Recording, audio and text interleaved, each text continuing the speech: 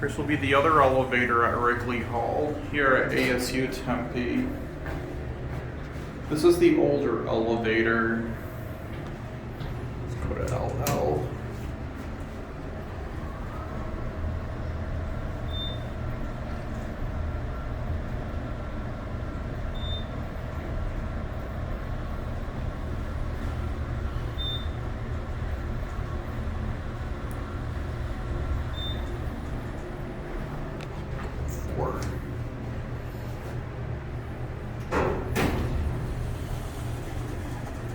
And there's the other elevator I just filmed. This is better because this is traction. The other one's a hydraulic. And this is original to the building too. It's down on this side.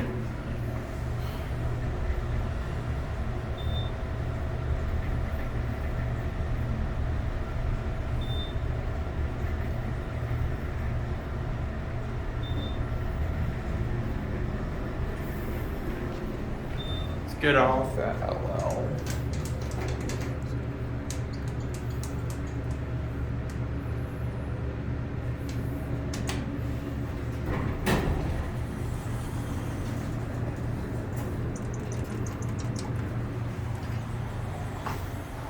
You can see the old indicator was here.